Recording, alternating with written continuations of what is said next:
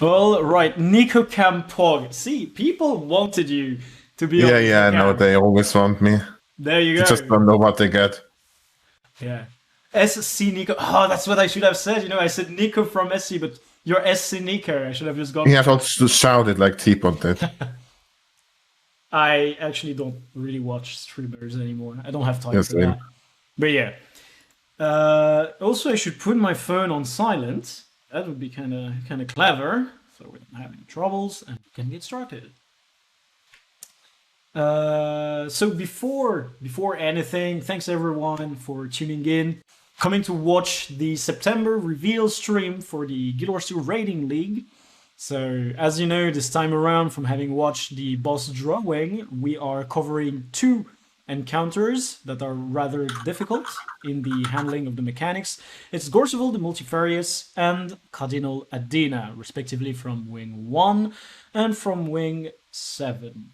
No, Two of the harder bosses in this game. no, 7. Yeah, two of the harder bosses in the game. Oh my god, are they really that hard? We're gonna see I that. struggle daily on those. Okay, so they're really that I hard. didn't kill them for 8 months straight. That's how hard I struggle. But actually, what's interesting about that is that while we can both think that it is hard, the POVs we will watch, with the incredible display of skill that they entail, are going to show us just how easily they can be managed. And that's one thing that the Rating League is all about. Every month, a contest is being held, organized fully by the administration team of the Rating League, to offer an opportunity for raiders of varying skill levels to participate in a tournament. The idea is that every month a couple of bosses is being drawn, and then the teams have just about a week to prepare, get their team ready, and then they have 1 hour to submit specific logs. So we are not actually looking at the actual best form of optimization you can do from retrying over and over the run. These people are giving us the best they are able to produce on a constant level. And that's what makes it very interesting to see. So these people have devised tactics that are adapted to ensure a proper, smooth, and swift kill. And that was it for. Is Sam wearing a bathrobe? Actually, I'm wearing a kimono. I'll have you know that, Randy Siren. But let's not delve on that stuff. Let's actually talk about the two encounters very swiftly, and then we're going to start revealing just how well each team has done in their respective leagues. So, Nico, do you have anything to say about these encounters, despite the fact that for 8 months straight you have not completed them? Yes, I struggle hard with those. Both are kind of golem bosses at the end of the day when you do them properly. You ignore Gorsal's mechanic entirely of the updraft in this format, and Adina's mechanic of the stone pillar can be skipped, which I hope we will see from some teams. If not, no, of some teams. Yeah. And they both have ad management, which you also can kind of ignore if you have enough DPS, either with Gorsal's split mobs, which you have to kill. You do them efficiently and quick. And the hands on Adina, the split hands you have to kill to get her back down to earth. And in last phase, you just kill her. Watch the hands appear and she dies. Actually, sounds pretty good on that matter. So as Nico said, there is some ad management that is necessary in these encounters. However, the type of kills we'll be having a look at are kills that are extremely optimized to ensure they don't actually focus on doing this. It's going to vary greatly from any form of pug level raid you can be accustomed to, and hopefully the display of skill will be incredible. Without further ado, let's actually talk about the people in the Silver League. So, we'll start with Gorseval and then move on to Adena, and we're going to do the same with the Gold League, as that's what we have prepared for you with Nico. At the bottom of the Silver leaderboard on the Gorseval encounter, the guild we have is Boss Needs Ice Physics and Echo, with Which is true. Yeah, it is true. It would help Pogs immensely to have eco, but what they have is a timer of 3 minutes 12. If you're not familiar with the Gorseval encounter, correct me if I'm wrong, Nico, but the maximum timer for the encounter is 7 minutes. Which means that should be about correct, yes. Yeah, which means that Ironanet, when they designed the boss, assumed that most team would get near that time range, that some would actually have to face the enraged time. However, the bottom team on the silver leaderboard already completed the encounter in less than half the time needed for it, according to the devs. That is definitely impressive, but what is more impressive are the timers on the other teams. If I remember correctly, 312 is also the first time of a record on this boss. Oh. Yes, done with Condi Warriors back in the day. Good. Condi Warriors. Oh. 4 years. All right, but you know, let's actually look at what type of times we can have in the Silver League. Because if you say that 312 was the OG speedrun, what can we look at right here? We have Pragmatic Raiding taking the 10th spot with a timer of 2 minutes 46. That's nearly 30 seconds faster than the time we saw right before. Obviously, for all the team below the podium, the top 3, we will not be having a look at the actual kills, the POVs, but we can still take a moment to appreciate the quality and the effort that went into getting such low times. At the 9th place, we have wonderful ideas, poor execution. That's how I qualify my work on the daily. Mm-hmm. They got 2 minutes 45. Nico, I believe that right now we are probably seeing the start of a time that only a few teams are going to break away from. You know, 2 minutes 46. Yes, the next 45. Kind of close. The next times are all ahead of that, are all close together in Silver League. And also, it's the time you should aim for in a weekly kill if you are on a radar, active radar in a static.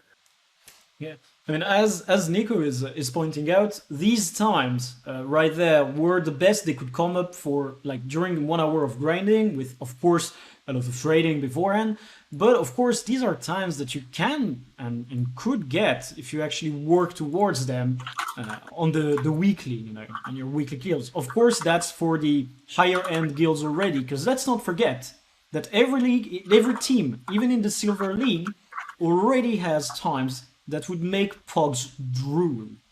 But let's keep going. Number 8 in the Silver League for Gorseval is the Alliance de Dragrimard, the regular French team that has been around in the raiding league ever since I started shoutcasting it. They get a timer of 225, already a 20-second improvement. If I am not mistaken, by the way, the fact that they got 51 points puts them at about the average of the times we can expect and of the performance we can expect. So I'm really hyped to see what's going to be above it. Coming at number 7, we have Bot My DPS at 223. A very close kill time, nonetheless an improvement over the previous team. Always 8. Actually, that's true. Alliance de Dragrimard is often the 8th position.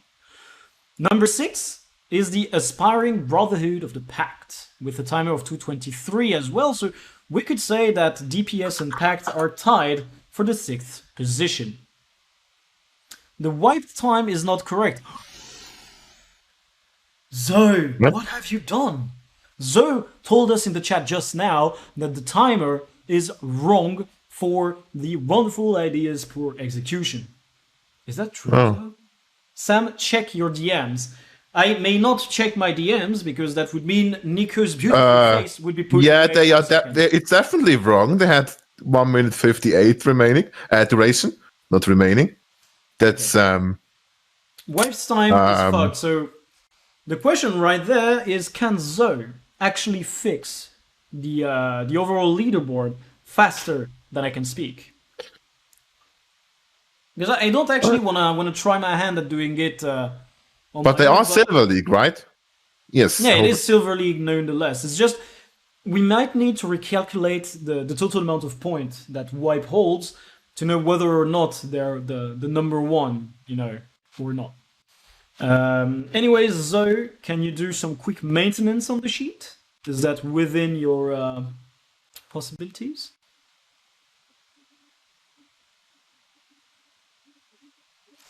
It is in this type of moments that I feel extremely lonely.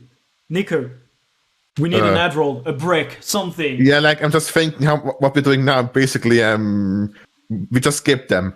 We come back at a later time. Actually, let's just do that. Let's put the spoiler back on and leave some time for our dear friend Zoe to fix this.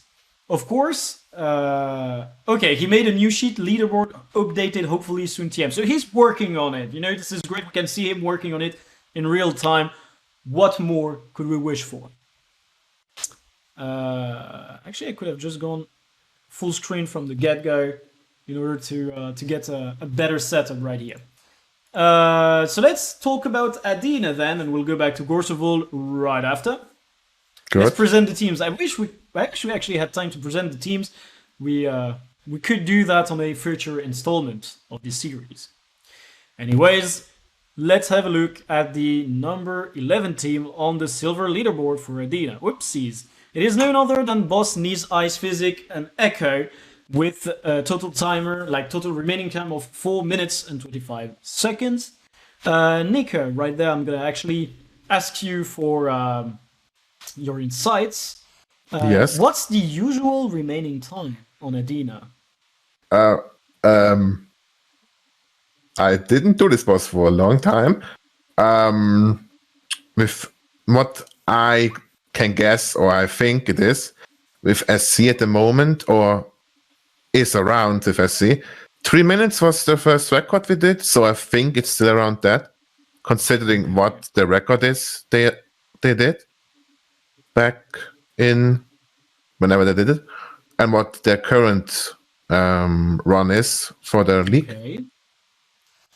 Like personally, as far as I remember, I was getting rather close to Enrage with a bunch of the people I was pogging with back in the days. So I think that a time of 4 minutes 25 is you mean then, pretty impressive. Or when? Back when I was pogging. Back when? Okay. Yeah, back when I was pogging. Ignore my words then. Ignore it.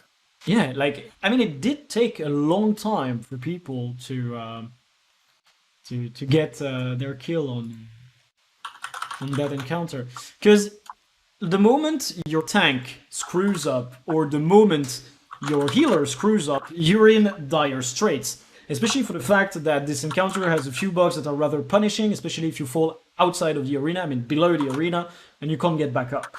It's all over then.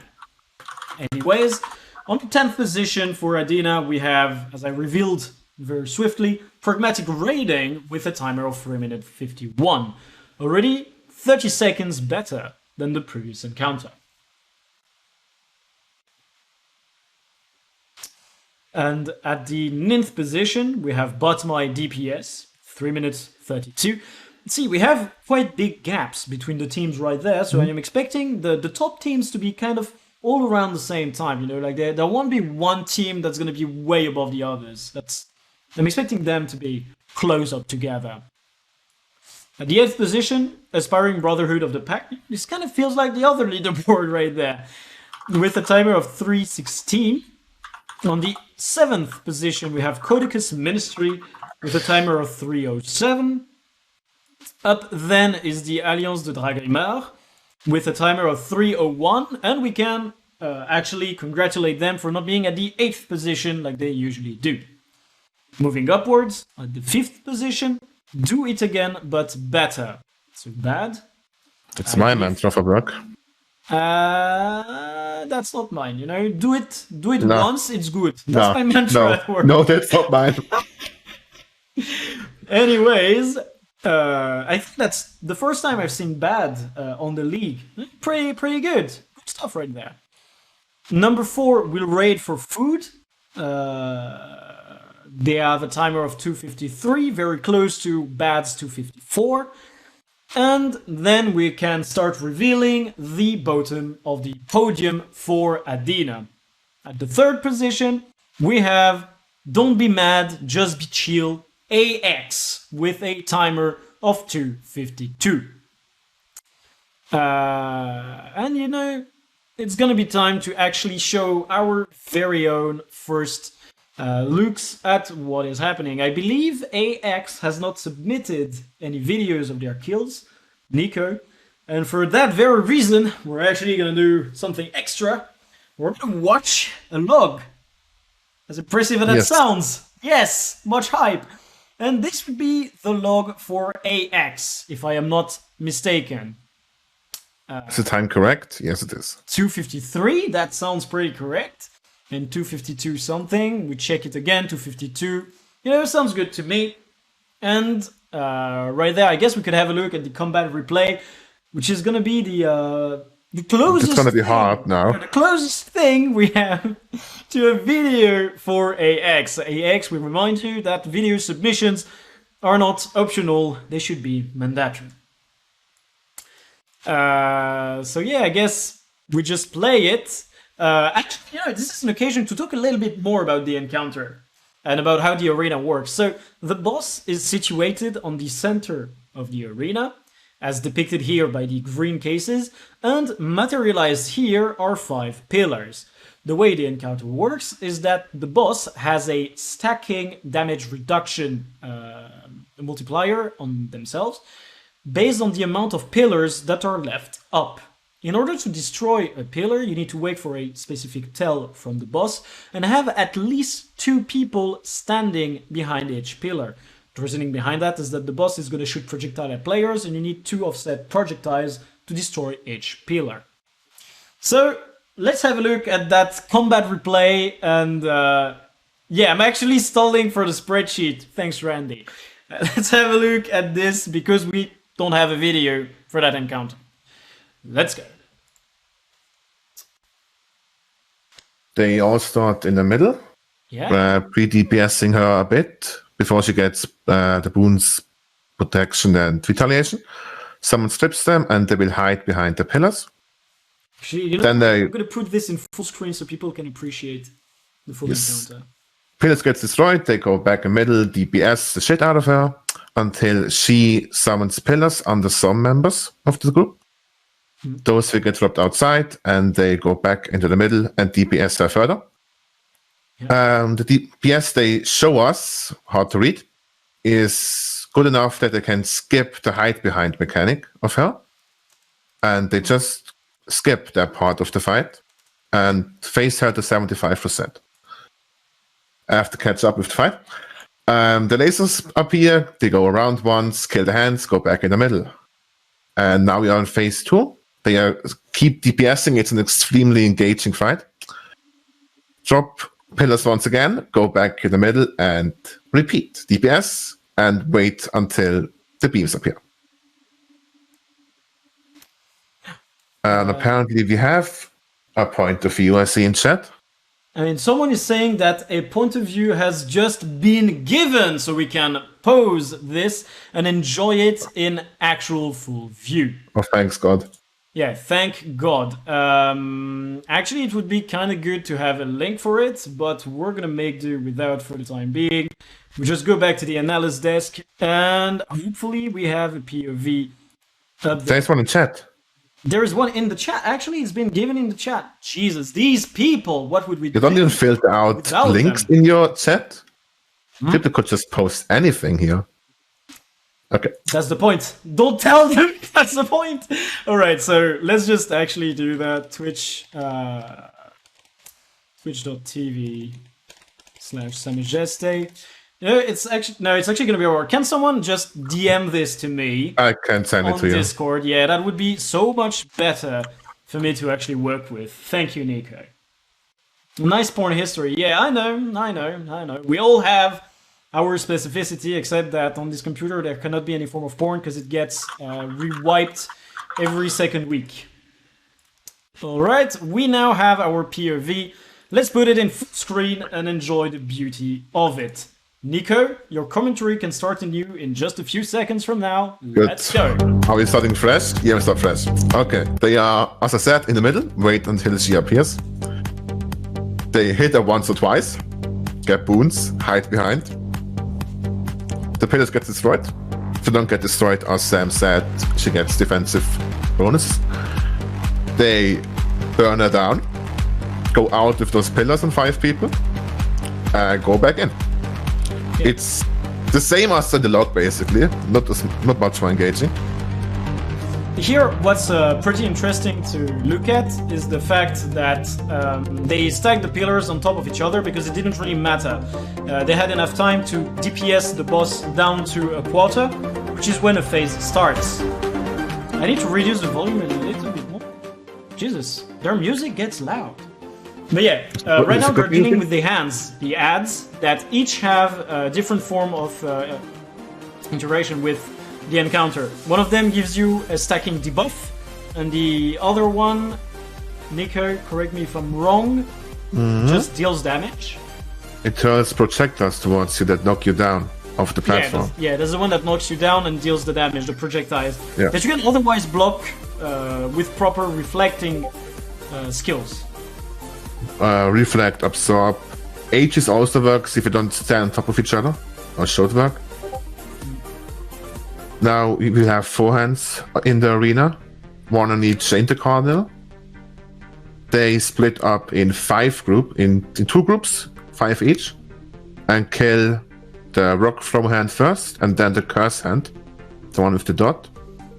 And now are back in the middle.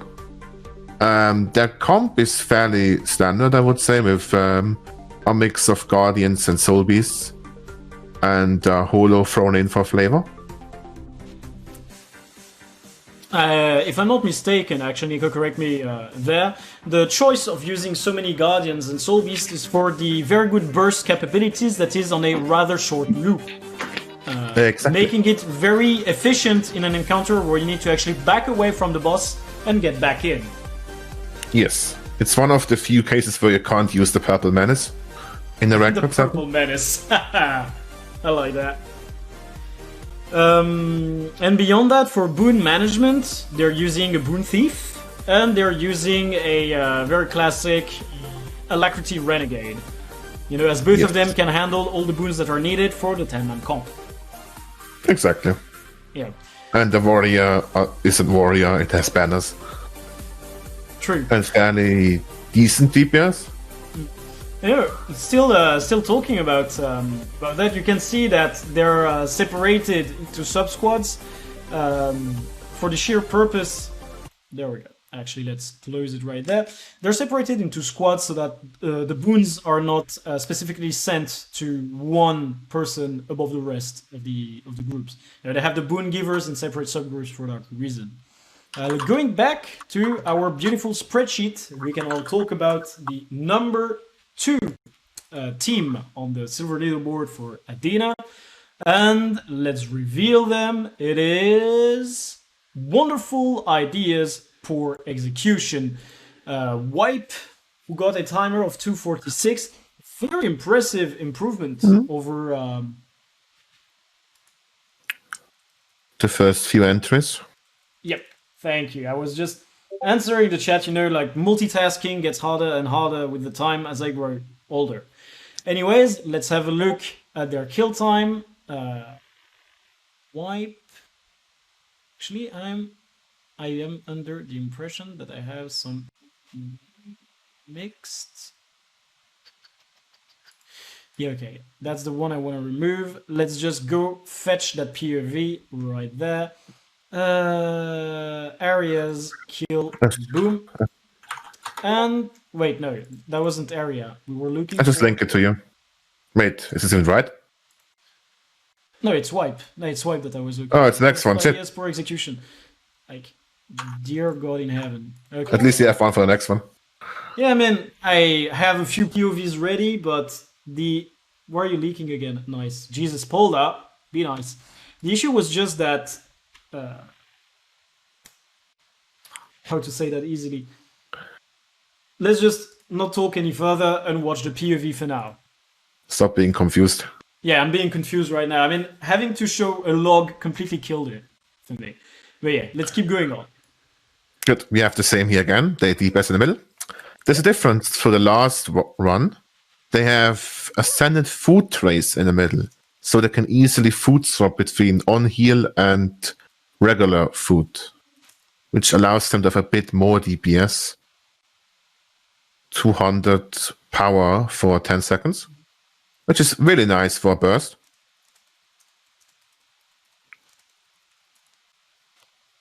They have the food all over the place, you see.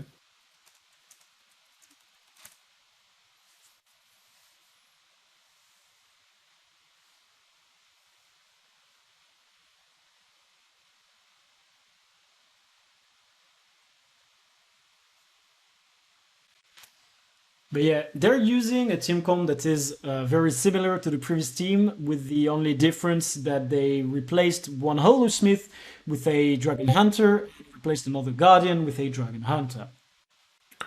Yes. Overall, I believe the DPS of the Dragon Hunter and the Guardian is relatively close to each other.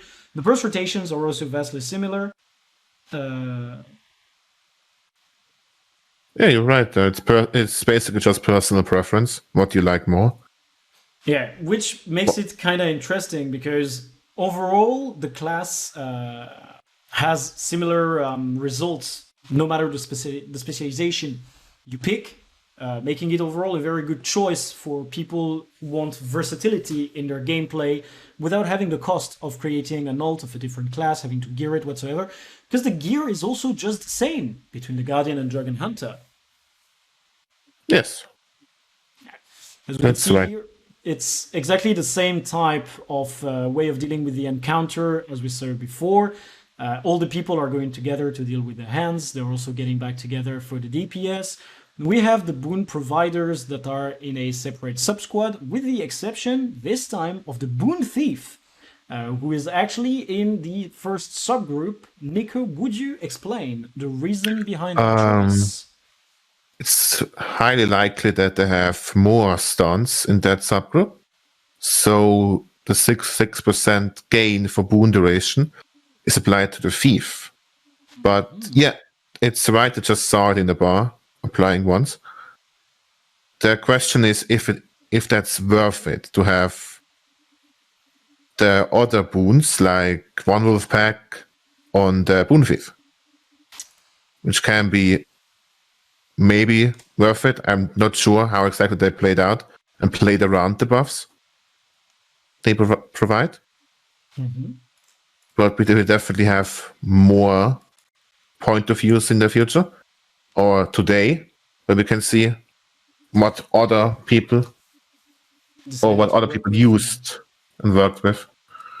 I mean, the fact just that they organize their boon differently can be a huge difference. And as you said, it's a decision they made to have the boon thief there and have a different sharing of the boons.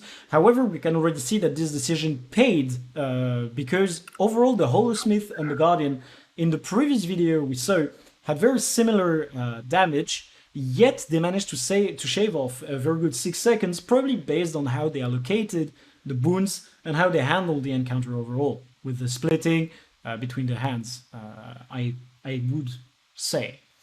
But without further ado, let's talk about who is the number one on that leaderboard. It's very easy to deduce it. Okay, hello, it's updated. Okay, let's actually unplug that. Thanks. So, actually, question to Zoe. You answer the chat. Do we have no spoilers put over everything? So I know I can switch tabs without creating leaks, you know? And when we say that, of course, everybody know who is first. It's Scuffed Opening GG, you know, by deduction, you could guess who it was. And this is their video that we're gonna have a look at right away. Actually, where the actual hell has The link yet? No, I didn't. Nah, but I'm gonna actually go fetch the link without any issues. It's just GG, there we go. Up there. GG Adina. Oh, it's an Alacrity Renegade POV. That's gonna be nice because we saw a Boon Thief, then we saw a DPS, and now we can see the other Boon class in full display. Let's go back to our full preview, remove the top, and enjoy the POV. They do was all did. It's basically the same as before, just higher DPS. The subgroups are also the same, if I remember correctly. I'm old, I can't remember what happened a minute ago, sorry. Actually, the subgroups are quite similar, you know. They've put the Boon Thief alongside some of the DPS, and especially alongside some Soul Beasts who can share the Boon duration from the Moa stand. I'm just gonna reduce the volume a little bit, and we can keep talking there. They also made another decision, which is probably more of a personal thing than an actual winner. It is using more Soul Beasts over Guardians. As you know, as long as you have two Guardians who can work together, they have the ability to upkeep enough Aegis and to also have symbols up most of the time. Because if I'm not mistaken, that's the main two modifiers you're looking for on the Guardian and the Dragon Hunter. In general, yes. In that case here now, it's Aegis trade and symbol trade again. And the Virtuous Boon-related trade. 5 Soul Beasts is suboptimal, fight me. As a matter of fact, they're number 1 and they've fought you, Xenoless.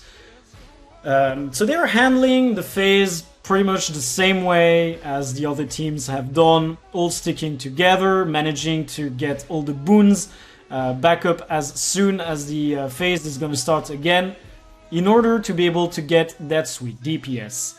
For the hands, they've split in order to deal with them separately, because they need to get all 4 of them down before the next DPS phase on the boss starts anew. Here the boss is just at 50% and already being molested, dear lord. Yes, all already in the middle. Actually, it's been also said in the chat, which is a very good analysis. The Boon Thief also can provide the Aegis, hence why it is good that it is in a subgroup of one of the Guardians. It's always the little bits that help. But the Thief provides it anyway to 10 man. True, actually. So it doesn't matter where the Thief is, it doesn't matter where be alone. it is, but it is an extra Aegis for the team. That's what mostly got pointed out.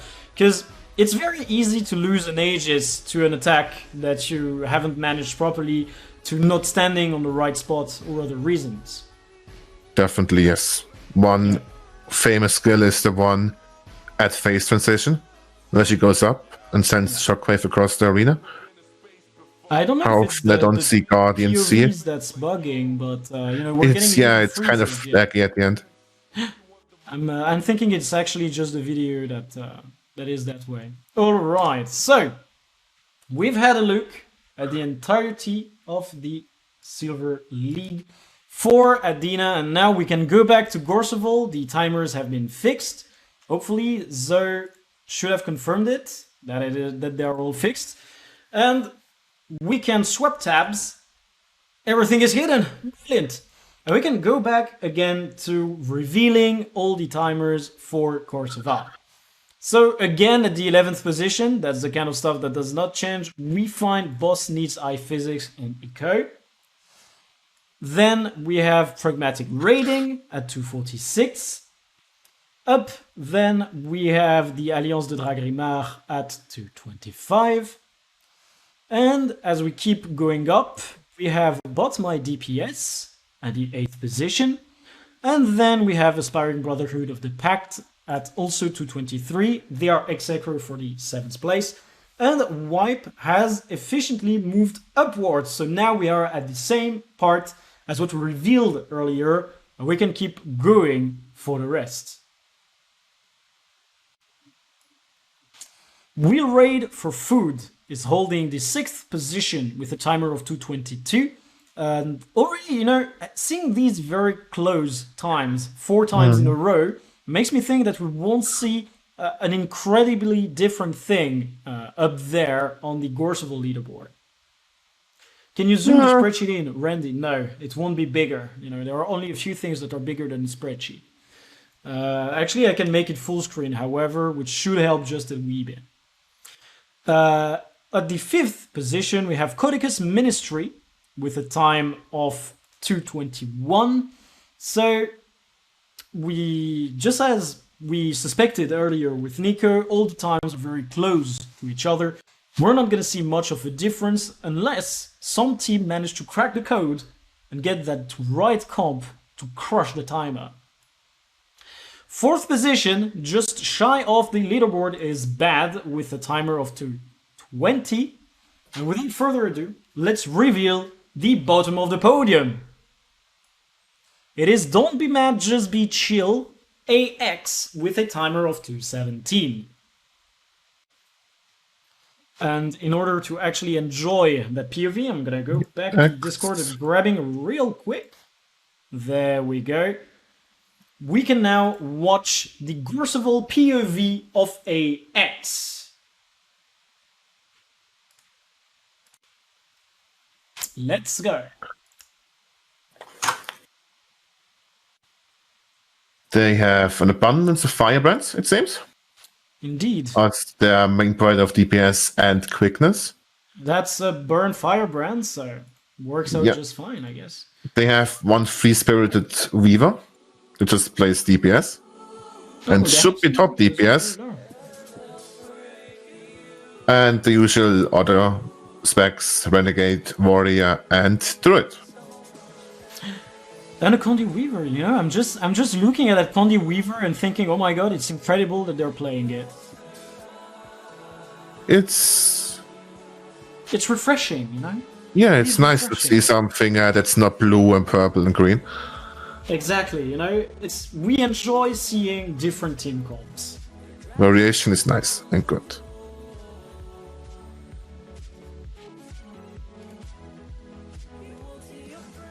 They split up in groups of 5 for the split ad phase.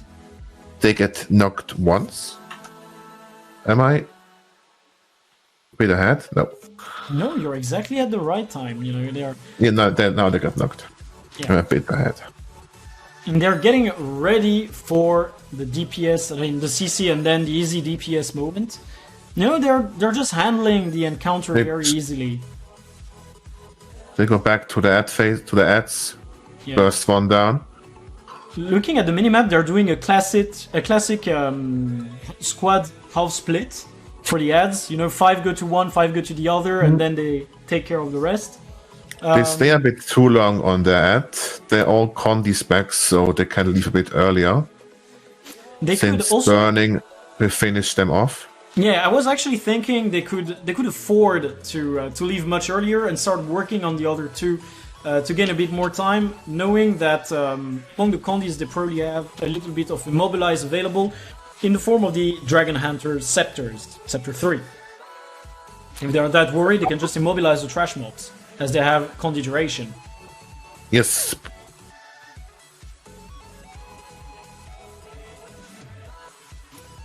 And with this, they get rid of Gorseval without even breaking the bar.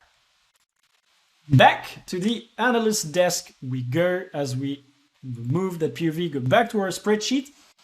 And Nico, I say it is time to look at the number 2 POV and also revealing who is number 1 by deduction from our incredible viewers. So number 2 is Scuffed Opening GG with a timer of 209, an incredible improvement over the 217. And then number 1 are Wonderful Ideas, Poor Execution with 158. They improved a lot. It's a great thing that they got corrected, you know. It's good. Like, I'm glad for them. You know, they kind of deserve to get number 1 there. Also, I'm gonna remove the no spoiler marks so we can actually see everything in full glory. They need points. And actually, you know, let's just watch GG's Gorseval kill, and then we will move to Wipe's Gorseval kill.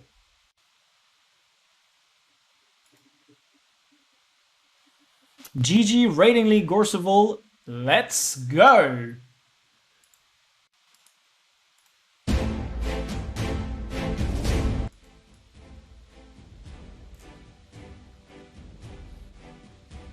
With the right one? Yeah. Now, people are saying that Wipe should be gold with such a timer, and it's not too wrong. I mean, 158 is really impressive, but let's already have a look at this 209, which is just 10 seconds slower. You know, 10 seconds ain't much. But 10 seconds is a lot.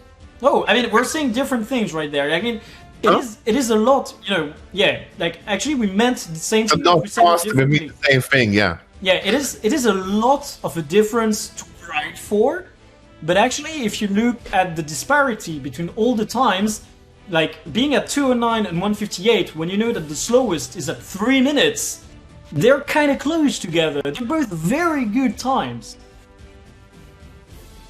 And yeah, this team has removed the firebrands and replaced them all with holos. What do you have to say about that, my dear analysts? It's definitely also a burst spec, more power than Conti. What it can offer you is a lot of CC. If you want to break Gauss, well, obviously that is. I didn't see the first break bar that close, or didn't watch it. Let's watch this break bar now. What will happen to it? They definitely aim to break it, I would say. And they break it. A bit, yeah, they brought holos just to, or not just to, they basically want to see with the holos, so they brought holos and not firebrands. Aim to break, exactly, Alex.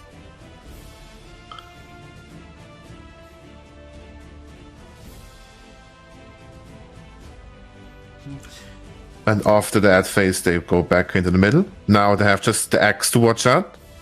People like to get caught in those, as you can see. Some Eggs are very dangerous. You know, I suffered from the egg mechanic in a certain tournament. Oh. Yeah, we all have our downfalls. Yeah, we all got act once. Yeah, I mean, it became a don't get sammed for weeks in my guild afterwards. There's other point of views of this. Yeah, there are other point of views. Okay. Okay. Sam, you have a lot of them. Oh my god. See, nobody cuts me any form of slack. Yeah, I heard you like cooking streams. Of course, you would need X for that. Yeah. Okay, so actually the POV for wipe is just over here. You know, I kind of needed to go get it back. So now we have it, and we can watch how the #1 people who should be in the Gold League handled Gorseval. And they did exactly what a hardcore guild does. They unleash tournaments on it. Oh my god. The purple menace in full display. Yeah, exactly. They have 7 Chronos, the best DPS spec in the game. And yeah, that's what they do. They hate Chrono. The only quickness source is Time Warp now, which they have to jiggle around a bit. How to properly get quickness in the main phases, or maybe even the ad phase. And that's what they do. It's already over with Power Chrono. You don't have to break really when your druid knows how to play. You heal, and that's it. You ignore the damage from the retaliation. I mean, why would you ever bother about mechanics in Guild Wars 2? Exactly, just skip them. No one cares. Out heal. It's not Final Fantasy where you actually need to avoid stuff because it does 2 million damage on a 20,000 health bar. Here, it's all based on percentages or flat numbers that are not too significant. Like we can see, retaliation is usually in the 700-ish. 715 right there. Yeah. It's nothing. You can definitely out heal that. They don't have quickness for the split phase, if I see that correctly. Or they will run out shortly. Now they run out. And they just have to suffer basically the downtime of quickness here until they are back at the boss. And Power Chrono seems so strong that you don't care about quickness. You can take that into account. And one got act. I hope that's just a common thing now. Every point of view. But see, that's very interesting because despite being egged, they're still getting such an impressive time. These people can afford to get egged. They can afford to fuck up a mechanic. It's gonna work out for them. And see here, they had 2 downs. They still finished it without many issues. The burst still went on. Yes. Phantasms don't die with you. They just keep going. And with this, we have covered all of the Silver League, both for Gorseval and Adina, and we can afford to reveal, I think, the global leaderboard for Silver. Jesus, why is this moving? I hate Google spreadsheets. Okay, the global leaderboard, the general leaderboard, as we like to call it, we can go upwards in Silver. So at the bottom position, we have Voice Needs, Ice Physics, and Echo. Moving upwards, Pragmatic Rating, with a total of 44 points. And then But My DPS, with 48 points more, gets the 17th place on the general leaderboard. Then the Aspiring Brotherhood of the Pact is at 107. And Codex's Ministry at 118 points. Followed by the Alliance de Dragrimard at 118 points as well, so they're both ex aequo for that 14th position. Next up, we'll raid for food with 130 points. Sam, hold up! It's a general leaderboard. Yes, but gold and silver are mixed. Fair enough. I mean, silver at the bottom is silver at the bottom, either way. But, Jesus, this is why I hate Google Sheets. When you click on something, it follows you. Just like stalkers in real life. I hate this. You click on stalkers? I click on stalkers, yes! Yes. You know, if you double tap your stalkers, they stop following you. Production value. This is why we had a website, right? This is why we had a website. Just pointing that out once again. So, in order to do exactly the same as we did earlier with the Silver League, yeah, nice production. Yeah, everybody is memeing right now. Just, you know what? Instead of saying nice production, this is a very good occasion to say that not everybody works equally on the content for this stream. We have Zoe and Evercron who do a lot of work on the back end and drawing the bosses. And then there is a lot of work that goes into making it available on the website, making sure that everything is tied up in terms of production. And then finally, there is preparing the stream. And the stream just happens with what is available on hand at the moment. So, want to make it better? Help out my boy Zoe. It would be tremendously good. Yeah, exactly. Like, you're working on it alone, Zoe. That's what I'm saying. This is a very good occasion to say that a fan initiative can only be carried by fans, right? Y'all can help out. Anyways, we are gonna watch the gold leaderboard for Adina. At the bottom position, we find Lonely Raiders in your area with a timer of 247 that we can get close to the number 1 timer on their Silver League. So GG would have beaten the number 8 on the gold leaderboard. Hence why they could deserve, just as Wipe is, to be in the gold leaderboard, as they have timers that are better than them. Then we have at number 7 Calamity with a timer of 245, making them exactly the same time as the number 1 of the Silver leaderboard. Going up from there is Formir, so the In squad, you know?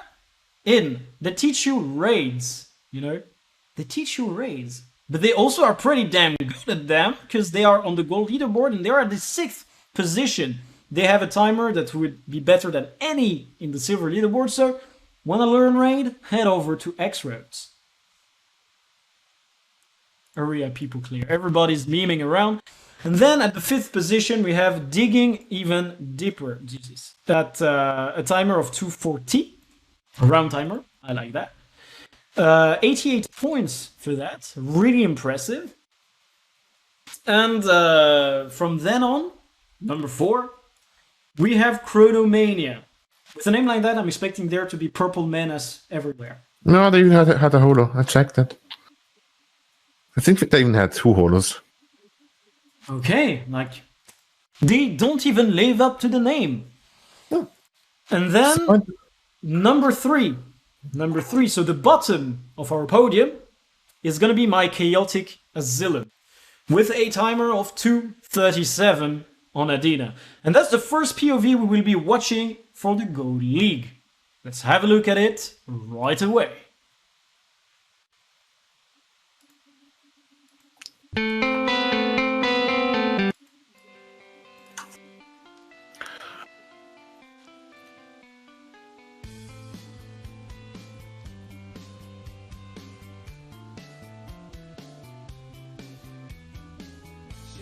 know, It's the also same.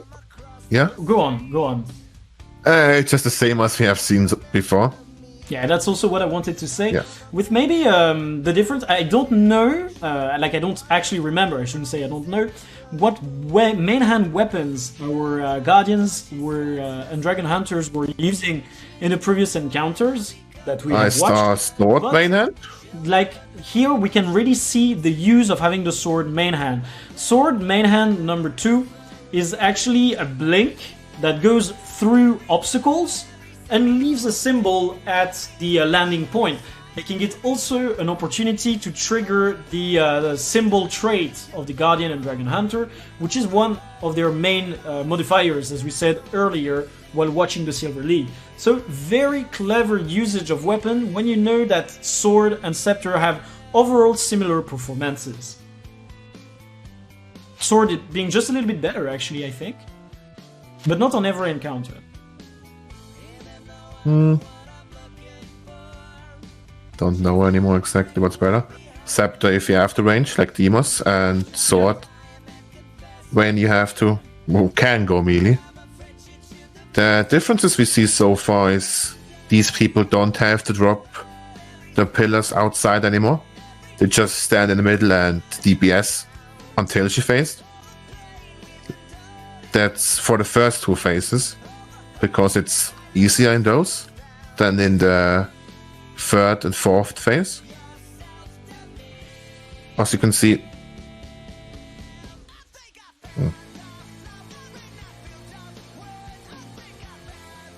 they go around once again, and the last phase. Yeah, this phase is one of the phases where you can actually fuck up the hardest on the encounter.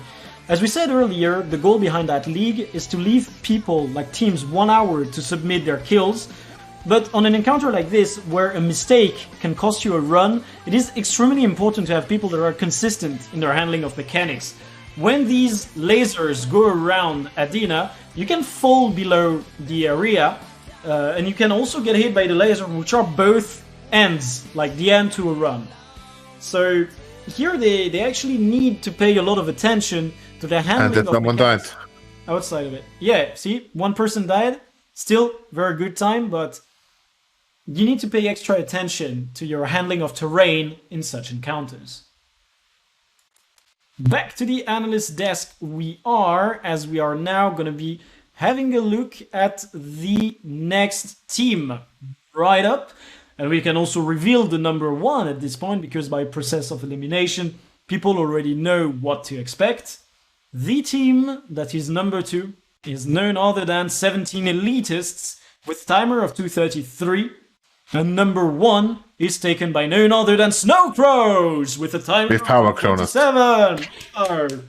You know, I'm personally very hyped to see Snow Crows in here, because at some point they weren't interested in participating in the raiding league in the least, and seeing them actually taking part in this community initiative gives it a lot of traction, as Snow Crows, you guys know, is the main source for raiding builds and also fractal builds, guides, everything. They're the best.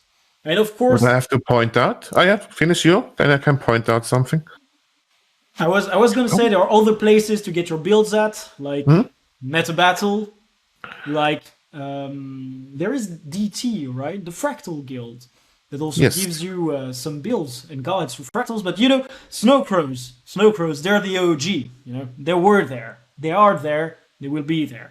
Go on, Nico. Chat already wrote this, and the SC members themselves. It's actually all time what SC delivered in an hour. I mean, they practiced a lot before that, but delivering the all time in just 1 hour is rather different. I mean, it's a feast that only SC could do. That's what you meant to say, Nico. I'm just Yes, asking you I, as a snooker member, would say only my guild can do that.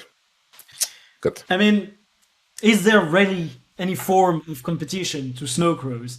when they are known to have eaten away all the other guild's top players. He absorbed them, yes. You know, being like Snow Crows is like the top company in the corporate world. You know, like you just start working in that small, middle-sized business, and at some point you're like, but in life, all I wanted to do was be employed at Snow Crows. And then, you know, they just come in and recruit you with a very good offer, or sometimes not so good an offer, and you just say yes. Like, who are you to say no to Snow Crows? Right. Anyways, let's have a look at these two timers, these two POVs. Let's enjoy them and move onwards with our stuff. 17 elitists, then Snow Crows. Let's go!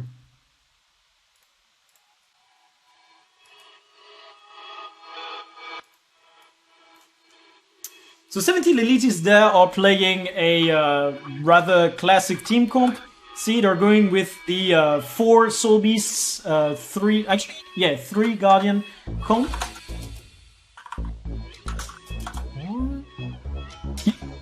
Very classic. 3 Soul Beasts, 3 Guardians. All good. 4 Guardian. It's a balanced.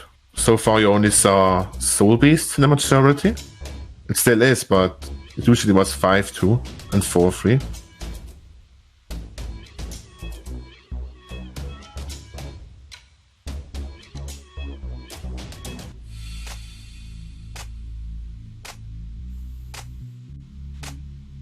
They split up. The Soul Beasts cleave both hands with the Longbow 5. And they are done already. Yeah, it's a very good usage of Longbow here. Yes, and one see, of the... they're stacking the pillars on top of the walls. They're not moving because they probably don't have to now to know that they can phase. And it's a huge difference with pods. Because as we said earlier, what you're seeing right there is the epitome of skill. They're very good players. And their music is also the epitome of volume that goes up. Anyways, these players know that they're gonna phase. They know that they don't need to move, which is a huge improvement over other teams that we saw earlier, especially in Silver League, that had to split away, if just for a bit, from the boss because pillars could spawn on them. And pillars spawning on you mean a death. I mean a down, and eventually a wipe. So you don't want that. If you stack them in the middle like they do, or they did, it means death for everyone. Exactly. Also, very good usage of Sword 2 in the Soul Beasts right there. See, getting a very good kill time on an encounter where you need to move around also relies on the usage of movement skills.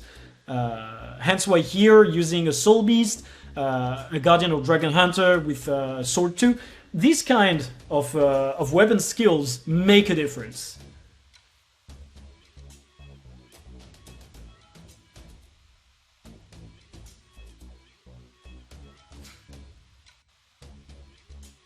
So yeah, that's overall a very good kill. They're already in the last phase, just getting that sweet burst in, and it's already over. What an impressive kill from the 17 Elitist Guild. And now we can simply move on to Snow Crow's kill of Cardinal Adina without actually wasting any time.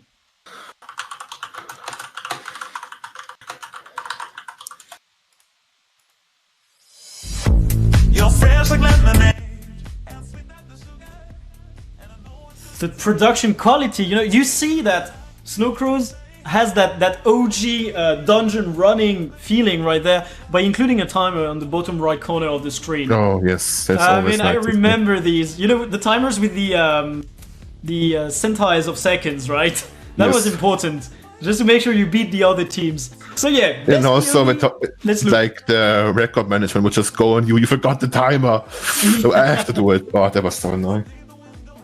There you go. Now they use Thief outside the general subgroups. Yes. Just to not give him any boons or buffs. Because it's a thief, he doesn't deserve buffs. Doesn't apply to every thief, it's just strays that shouldn't get buffs. One thing we can point out, actually, I'm just cutting you in the middle of your sentence, Yeah. is that they're using the same team comp as most teams have used. That 4 Soul Beast, 3 Guardian split. And yet the timer is that much better, and that's due to personal skill. They all have mastered their DPS rotations, their movement, and also using Guild Wars 2 on very low settings in order to ensure perfect frames, so that they do not miss. You know, they don't miss. I think that's a personal issue. Yeah, I know. I'm just kidding, Nico. That was a low blow. A low blow. I just try to flame my own guild here. You try to be like a nice guy. Yeah, jokes aside, see, you can be an awesome player on a toaster. So remember to participate in the Guild Wars 2 giveaways. They actually give Guild Wars 2 toasters, and on the day I get one, I retire. I'm still waiting for it. They even have time to chat during the kill. That's a Snow Cross thing. Yeah, it is impressive as ever. They're already ready to do the last bit of bursting. See, perfect splitting. Once again, that's a tactic we've seen a lot in these kill POVs, where the team actually splits 4-way to ensure all hands die at the same time. Whereas usually, if you're pugging this encounter, you're going to be in a situation where people all go together to the same hands. Impressive kill. I would not have expected any less from the #1 guild in Guild Wars 2. PvE. I should add PvE. They don't do War vs. War or PvE, right? They're the masters of PvE. Gotta give them that. And now that we have watched this POV, we can move on back to Gorseval, but on the gold leaderboard this time around. At the bottom of the leaderboard, we find Lonely Raiders in your area. With a timer of 2:09, they would be second ex aequo on the silver leaderboard. As we said earlier, that is already pretty impressive for the silver leaderboard to be that close to the gold people. And Wipe definitely would deserve to end up on that gold leaderboard sometime soon. So we could actually discuss their moving upwards in the ratings. Coming hot at number 7, we have Cormier. So with a timer of 2:05, they also have been beaten by Wipe, but still very impressive kill timer. Once again, Crossroads in, best place to get your raid training if you are on the EU servers. Also spread the word around, like we're getting the Steam release soon. People will want to get into raid, we're going to get a huge influx of players. Now is the time to try and expand your raiding activities, to expand the reach of the league, to expand the reach of trainings and everything. Player influx is everything the game needs to strive on. Number 6 comes digging even deeper. DP with a timer of 2:03. They also have been beaten by Wipe. Jeez. And up there we have Chronomania at number 5, getting a timer that is just 1 second shy of the number 1 of the silver leaderboard. Like, for real, Wipe, you were impressive. That performance was gold worthy. I'm pretty sure we can admit to that. And then number 4, who missed the podium by just a teeny bit, Calamity, with a timer of 1:59 as well, which actually forces me to use this POV for 17, by the way. Okay. Yes, it's very important. It's very important. Yes. Are you sure? Okay, I shall then. I shall. So yeah, as I said, right now we have Calamity, who is also at 1:59, making Chronomania and Calamity 4th ex aequo, and making Wipe actually the equivalent of the top 4 on the gold leaderboard. You know, really impressive. And then the bottom of the podium, it is time for us to reveal it. It is my chaotic Asylum. With a timer of 1:55, they would be number 1 on the silver leaderboard, and they are number 3 on the gold leaderboard. Truly impressive as ever. Let's have a look at their POV.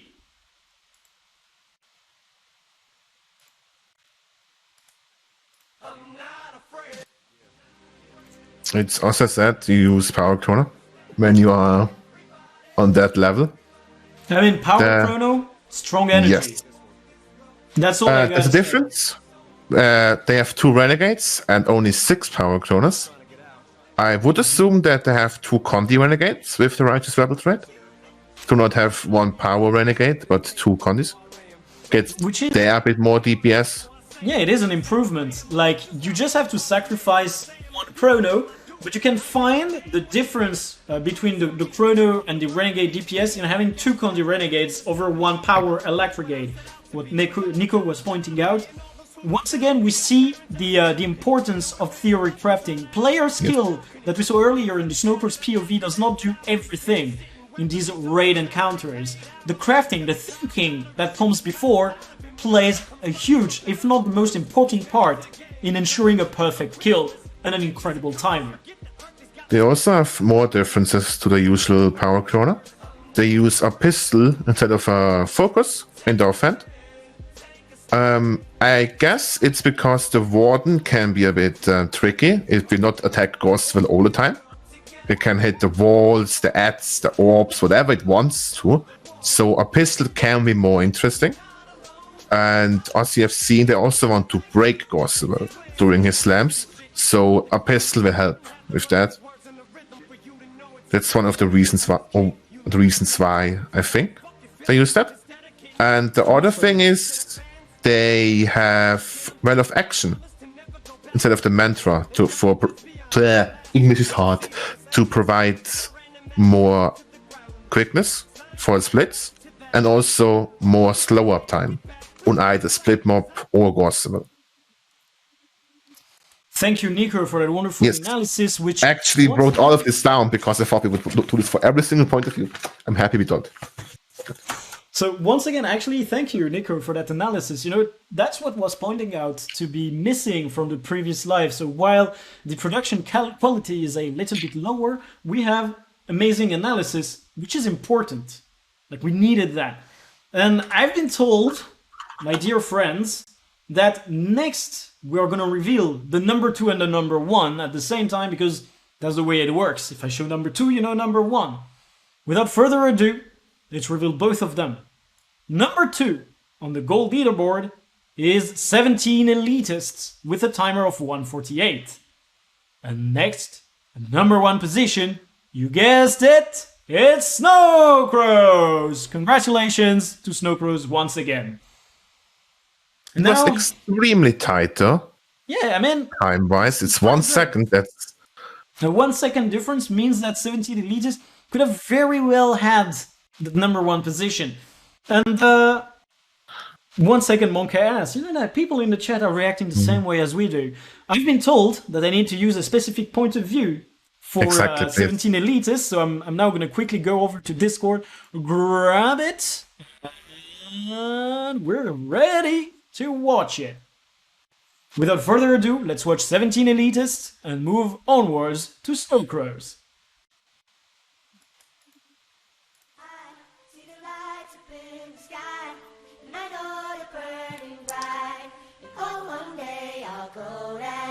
They did the same as our previous entry. They just don't have a pistol. They have Well of Action again, and they use the Power Chrono stuff. 7 Power Chronos instead of 6, and having 1 Power Renegade with Boon Duration. There's also a difference to consider between the Renegades, that the Kala Elite is stronger on a Power Renegade than on a Condi, because you have more power. And as you can see, the Well of Action in the split phases.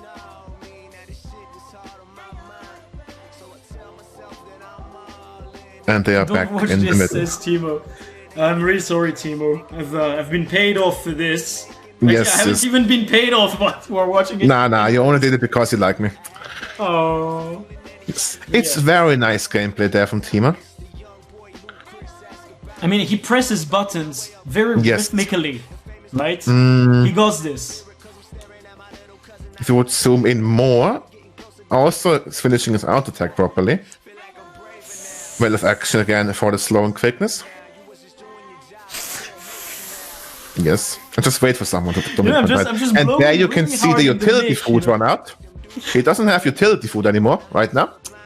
So they actually got a timer that was 1 second off without utility on one of the players. They could have been number one, Timo, the Scuffed. And that's the reason why I want to have it this point of view. And there he reapplies it. That good player he is. Amazing. Yes. Oh boy, I feel kind of guilty for watching this, but it was pretty fun nonetheless. Right, I am sorry, Timo, but you have provided the comical relief of the stream. Thank you. And as we said, number one are Snow Crows. Let's watch their points of view, and then we will reveal the global leaderboard, congratulate our players, and conclude. I love these thumbnails. You know, these thumbnails are so very pro. And we actually get to watch an Electrogate, which is not something that we do very often on these streams. Let's go. Whoopsies, I put it at the end, and let's go. This is bugged as all hell. Okay, YouTube's bugging out, but that's alright. It's interesting. Do we have it? It's creative. Can you refresh it? Let's go! It's working now. Here, we've got it. See, production quality right there. They even have that cool guild intro. Yes. All made by Axios, I think. No, the intro was made by Miko. And the thumbnails are made by Axios. Our OG members. Impressive. So one thing that we can admire is that everybody uses the same font for our DPS. That's the one Axios added as his custom one back in the days.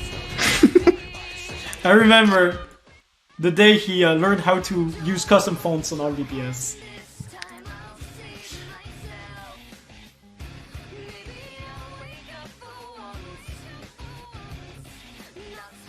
They split up in group in a four-way again, helping out each other a bit.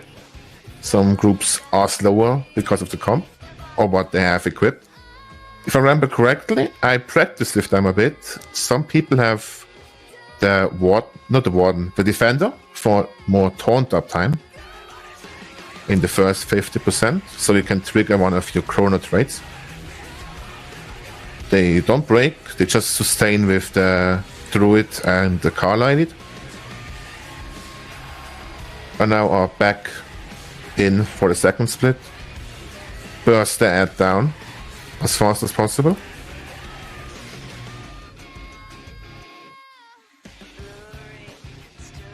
And now we hopefully don't see anyone getting act. Sad.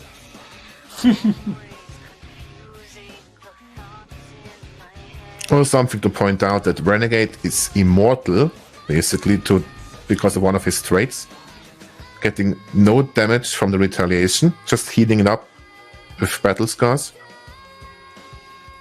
And someone downstated. But did it really matter? They won. They have the best time at 147. As pointed out earlier, really impressive times overall. And especially that supreme performance from Snow Crows that gets them the number one position. Although 17 Elitists had a very close run, only killed by a misuse of utility consumables. And now, without further ado, we can move on to revealing the top tiers of the general leaderboard. And I'm being spammed on Discord. Let me just check in what's going on.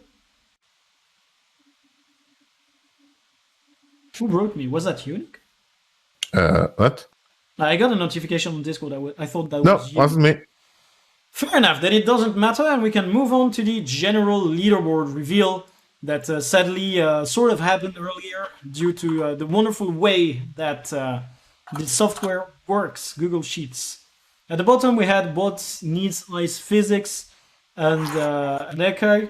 It was SC server ping. Jesus, I need to remove these pings. Then at the 18th position, Pragmatic Rating, followed by Bot My DPS. Going very fast on these because we've already shown them earlier.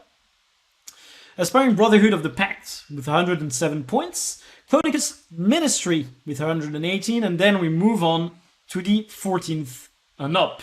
And then we finally declare our winners. Number 14, the Alliance de Dragrimar, is at 118 points, equal to Codex's Ministry. You can see that differences between times can make no difference overall. If you're faster on one and slower on the other, you can end up being exactly at the same points. 13th is We're Raid for Food with 130 points, followed by Do It Again But Better, which is Nico's motto at work, at 132 points. And then at the 11th position, Don't Be Mad, Just Be Chill, AX, the wonderful guild who initially provided us with combat logs and no POVs, at 137 points. And then Lonely Raiders in your area, which is the first gold team on these leaderboards at 152 points. Very interestingly enough, I believe that before fixing the scores on GG and Wipe, we actually had all the silver being below gold, and now we're gonna see some silver teams that perform better than the gold ones. So we have Scuffed Opening GG, as I just said, who is at the 9th position, better than gold, at 154 points, followed by Cormier, who is at 161 points, and then Wonderful Ideas, Poor Execution, other silver team and the best performing one in the Silver League, at 166 points. So that's very impressive because it means that they beat 2 gold teams. That's how good they are. Number 6. Definitely considering upgrading them. And it should. Digging even deeper at 167 points gets the 6th place. And going strong at the 5th position is Calamity with 167 points as well. So we can say that these are both ex aequo tied for the 5th place. Next is Chronomania with 174 points. And now finally we can reveal the top 3 of the leaderboard of both leagues combined. At the 3rd position, bottom of the podium, we find My Chaotic Asylum. Congratulations to them for that wonderful performance. Actually, oopsies, there they go. At the 2nd position, we have 17 elitists who did very well with a total of 193 points. And as you guessed it, number 1, everything included, none other than the kings of PvE, Snow Pros themselves, with the perfect score of 200 points. Congratulations, Snow Pros, you win this one. Clap, clap. Yeah, I don't want to do that. I'm clapping for both of us. Let's go. But yeah, very impressive performances across the board from all of our participants, which is once again something that the entirety of the Raiding League organization is proud of. Every time we organize the league, every time we organize the revealed streams, every time we get people participating, it all goes towards eventually looking at that finished leaderboard and appreciating all the effort that each participant has put into this community initiative. So we should thank all the people who participated in there, and then thank all the people in the administration team for working their asses off, as Zoe pointed out, to get this working every month. And I guess that would be it from me. Do you have a closing word, my dear analyst? I can't even speak. No, I don't think so. Only thing that I will play Among Us now with my guild, and Max is extremely suspicious. Good. I mean, you're acting kind of sus, Nico. Yeah, I know, always do. Like, it's going to be the first time, it's going to be interesting. Oh boy, it's such a good game. I'm playing it often, it's great. We're totally not sponsored by Among Us. This is a Guild Wars 2 stream. I'm just reminding people, this is a Guild Wars 2 stream, right? The only thing that's sponsoring us is Crossroads Inn and the Snow Crows website. Thank you for the new graphics card. Just kidding. But Just kidding. Once again, thank you everybody who participated in the league. Thank you everybody who participated in making this possible.